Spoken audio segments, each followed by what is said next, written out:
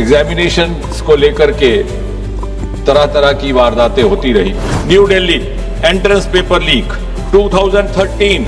I am following a chronology. Unfortunately, the chronology starts from the earlier times. और इसलिए ये सोचा गया कि ओवरऑल पब्लिक एग्जामिनेशंस को लेकर के एक व्यापक सामूहिक व्यवस्था विधेयक लाया जाए. First time there was a recommendation made to the government of India, the then headed by the Congress party. So I think you must compliment Prime Minister Modi and this government. It has finished an unfinished task.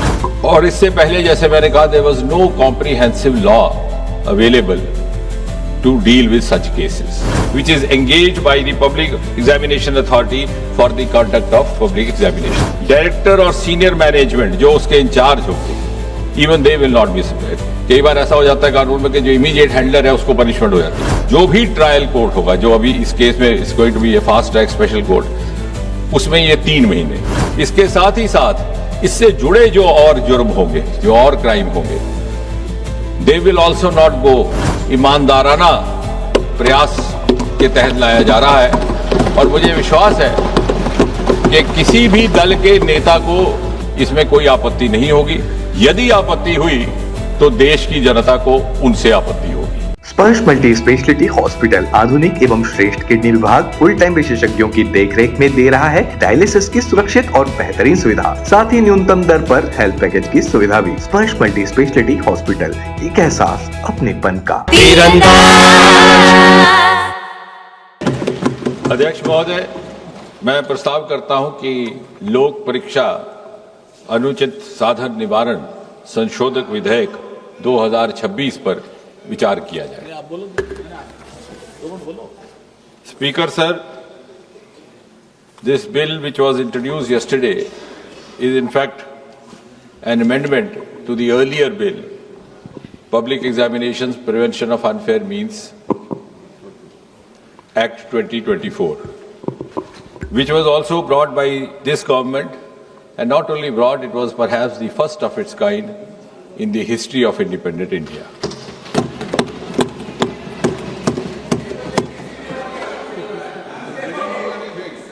The earlier bill and the amendment today are, in a way, a reaffirmation of this government's deep commitment to safeguard the welfare of the students and the youth of this country. And at the same time, it is also a reiteration of Prime Minister Modi ji's resolve not to allow anyone to compromise with the future of the children of Mother India. And therefore, this bill can be described in a way as a milestone legislation in the history of Indian Parliament. अब ये जो examination को लेकर के तरह तरह की वारदातें होती रही या पेपर लीक भी होता रहा, ये केवल किसी एक प्रदेश या एक प्रांत तक सीमित नहीं रहा. ऐसा पहले भी होता था. अलग अलग पार्टियों की सरकारें रही, अलग अलग प्रदेश रहे. सूची लंबी है, लेकिन केवल याददाश्त ताज़ा करवाने के लिए कुछ एक ऐसे वारदात जो बहुत ज्यादा समाचार सुर्खियों में रहे. 2019 में रेलवे रिक्रूटमेंट बोर्ड का एग्जामिनेशन, वो भी इन्हीं कारणों से, लेकिन शायद उस समय उस तरह की कार्रवाई नहीं की गई जिस तरह की अब प्रस्तावित की जा रही है. 2011 में all India engineering entrance examination 2009 में हो गया. 2012 में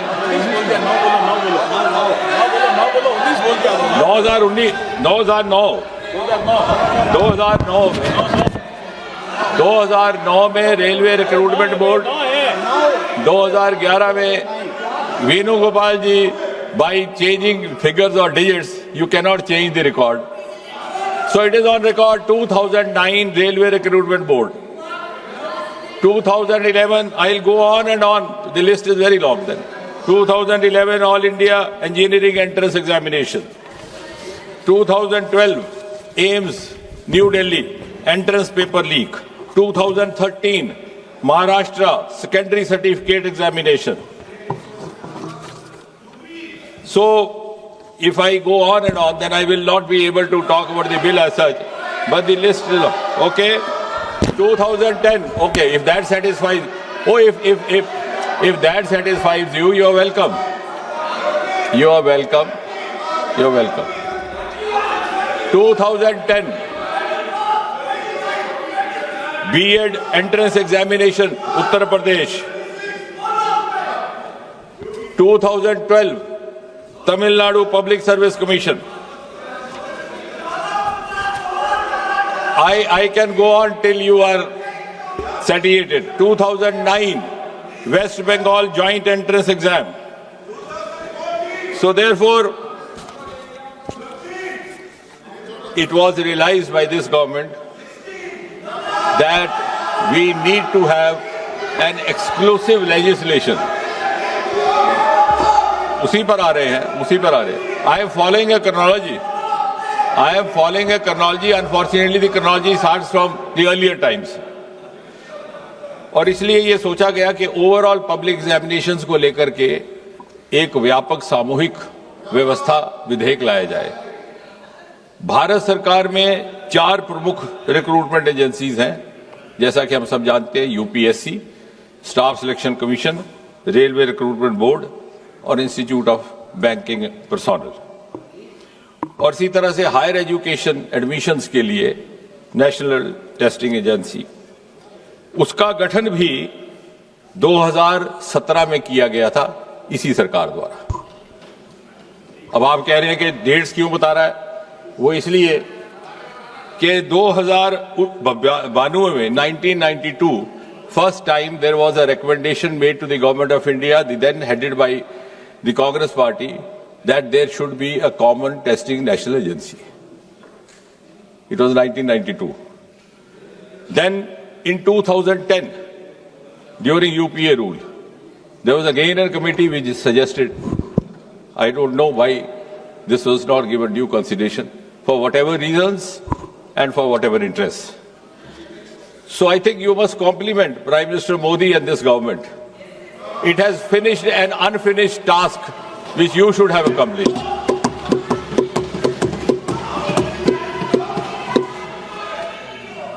और इसलिए for the first time in 2024 this bill was brought in. It was brought in the month of January 2024, enacted in February 2024, implemented in June 24 and notified also the same month. अब इस विधेयक के जो मूल उद्देश्य थे और basic objectives, to give more credibility and transparency to examination in whatever form, to reassure the students that they would be rewarded for their genuine, sincere efforts, and also to ensure that their future is safe. और इससे पहले, जैसे मैंने कहा, there was no comprehensive law available to deal with such cases. इस bill को और ये जो एक्ट लाया गया 2024 को, it was made, as I said, it was applicable to all these agencies that I have just now mentioned. It was made not bailable, non-compoundable. Such offences were made absolutely cognizable and also liable to invite stringent punishment. अब उस bill की detail में मैं नहीं जाऊंगा क्योंकि अभी उत्तर देने के समय भी रहेगा, लेकिन आप इस बात से तो सहमत होंगे कि हालिया जो घटनाक्रम रहा है उसका संज्ञान लेते हुए प्रधानमंत्री स्वयं ने ये निर्णय लिया कि हमें इसी विधेयक को थोड़ा और मजबूत करने की आवश्यकता. So we learned from the experience of the 2024 Act and the subsequent sequence of events, like any responsible government should do. And therefore, this amendment is being brought in to make the law more stringent, and to ensure speedy justice. so that the credibility of all these exams gets enhanced and gets reinstated. Mota isme, because then we have others to speak, and finally I'll come out with the reply. जो subsection 1 of section 10 था, उसमें था कि any person or persons involved will be liable to a punishment not less than 3 to 5 years and a fine up to 10 lakh. आज ये जो amendment लाया जा रहा है, इसके तहत the same duration of imprisonment has been made not less than 5 to 10 years and fine up to 50 lakh. The section 2 of subsection 2 of section 10, इसमें था कि service provider. Now who is service provider? Service provider, also we have tried to cover a wide range so that nobody goes scot-free. I'll just read out the definition of service provider which has been provided in this amendment. Service provider means any agency, any organization, any body, any association of persons, any business entity, any company, any partnership or single proprietorship firm, including its associates, subcontractors and provider of support of any computer resource or any material by whatever name it may be called, which is engaged by the Public Examination Authority for the conduct of public examination. तो service provider के लिए सजा पहले भी काफी मजबूत थी. There was fine up to 1 crore in the 24 act, उसको बढ़ा करके अब 5 करोड़ किया जा रहा है. इसके साथ साथ the recovery of the proportional cost of exam, और सबसे महत्वपूर्ण कि 2024 के कानून में यह भी लिखित था कि the provider will be board from conducting any exam for the next 4 को बढ़ा करके आज इस संशोधन के तहत 8 साल किया जा रहा है. So any service provider found guilty of indulging in any kind of misappropriation और मैल practice which has resulted in such consequences will be debarred from conducting an exam for the next or the subsequent 8 years. इसी तरह subsection 3 और section 10, director और senior management जो उसके in charge होंगे, even they will not be spared. कई बार ऐसा हो जाता है कानून में कि जो इमीडिएट हैंडलर है उसको पनिशमेंट हो जाती है. So this act seeks to include all involved directly, indirectly, one way or the other, so that it sets a deterrent example also for others. So senior direct management persons or director के लिए the imprisonment was 3 to 10 years in the earlier act. We are increasing it to 5 to 10 years, and the fine was up to 1 crore. It has been increased to 5 crore. And finally, the organized crime committers, where there is a mafia gang found, there is a nexus found, as we have experienced. I am not accusing any government, not finding fault. As I said right in the beginning, it is a malaise. It is an issue which is being faced by almost every state and UT of this country, regardless of whichever party in power. It is happening in Punjab. It is happening in Karnataka also, whether we name those states or not. So organized crime, that is examination authority or service provider institution, whatever, in that case the imprisonment earlier was 5 to 10 years. It's been increased to 7 to 10 years, and the fine was earlier up to 1 crore. It is now proposed to be increased to 10 crore. और सबसे महत्वपूर्ण बात जिसका प्रधानमंत्री जी ने video के माध्यम से जिक्र भी किया, to ensure speedy justice, we will have special fast-track courts established only for the cases dealing with unfair means in examinations. और चाहे वो special task force हो, चाहे वो central agency, because this bill and the earlier bill also entitles the government or the authorizes the government to pass this on to any central agency or to special task force, or even where the police Percy is conducting. उनके लिए section 12A has been added to this earlier bill, which provides for special fast track courts. अब उसमें भी हमने एक समय सीमा तय कर दी है. The investigation has to be completed within a span of 2 months, regardless of whether it is a central agency or a special task force, और 2 महीने के भीतर सारी जांच इन्वेस्टिगेशन मुकम्मल की जाएगी और उसके बाद जो भी ट्रायल कोर्ट होगा, जो अभी इस केस में it's going to be a fast track special court, उसमें ये 3 महीने, यानी जिस दिन वारदात रिपोर्ट हुई है उस दिन से लेकर के आखिरी निर्णय आने तक 5 महीने से ज्यादा अवधि काल नहीं रहा जाएगा.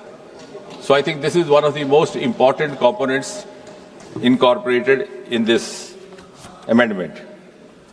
और उसके बाद भी अगर कोई अपील करना चाहे तो appeal will not be less than double bench of a high court and appeal within 30 days.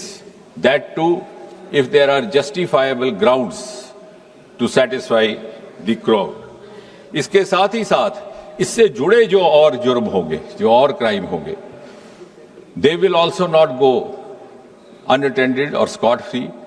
जो हमारी भारतीय न्याय समिति के प्रावधान है उसके अंतर्गत उनका भी निवारण करने का प्रावधान रहेगा. और इसलिए मेरा ये निवेदन है कि एक बड़ा ही महत्वपूर्ण विधेयक लेकर के आए हैं हम, और सरकार की प्रतिबद्धता का आप इसी बात से अनुमान लगा सकते हैं कि इसी विधेयक के लाने के साथ ही साथ हमारे लॉ मिनिस्टर साहब की ओर से भी एक प्रस्ताव जारी कर दिया गया कि वक्त ज़ाया ना हो तो ये जो स्पेशल फास्ट ट्रैक कोर्ट्स है इनको स्थापित करने का भी क्रम साथ ही साथ प्रारंभ किया जाए. उसमें दिल्ली, मुंबई, कोलकाता, मध्य प्रदेश, बिहार, उत्तराखंड में पहले ही इन्होंने गठित कर दिया है और आने वाले दिनों में बाकी स्थानों पर भी. इसके साथ ही साथ अभी कल ही प्रधानमंत्री जी ने एक महत्वपूर्ण घोषणा करते हुए एक टास्क फोर्स का भी ऐलान किया है to recommend reforms to make the exams systems leak proof. उसमें कुछ एक बड़े वरिष्ठ लोग सम्मिलित किए गए हैं who belong to the world of academics, world of technology, and who are known to have expertise and experience in these domains. Mr. Nandan Nilekani, co-founder Infosys, Mr. S. Somnath, ISRO chief, Tapan Dekka, ex-DIB, Mr. V. Kamakoti, director IIT Madras Chennai, और इसी तरह से हमारे 2 और member भी उसमें शामिल हैं, एक फॉर्मर सेक्रेटरी एजुकेशन और एक टेक्नोलॉजी एक्सपर्ट. और साथ ही साथ जो राधा कृष्ण कमेटी गठित की गई थी 22 जून 2024 में, उसमें से जो मोटी मोटी 46 की रिकमेंडेशंस थी उसमें से भी लगभग 76% अर्थात 35 इंप्लीमेंट हो चुकी है. तो कहने का कुल मिलाकर के तात्पर्य यह है, बहुत समय ना लेते हुए, कि सरकार की नीति बड़ी ईमानदार है और ये संशोधन भी एक बड़े ईमानदाराना प्रयास के तहत लाया जा रहा है. और मुझे विश्वास है कि किसी भी दल के नेता को या किसी भी पार्टी के किसी भी माननीय सदस्य को इसमें कोई आपत्ति नहीं होगी. यदि आपत्ति हुई तो देश की जनता को उनसे आपत्ति होगी. धन्यवाद. खुश है तो फिर खुशी मना ले, छोटा बड़ा केक मंगा ले, संगम में मिलता है बढ़िया केक, संगम में मिलता है बढ़िया केक. तीरंदाज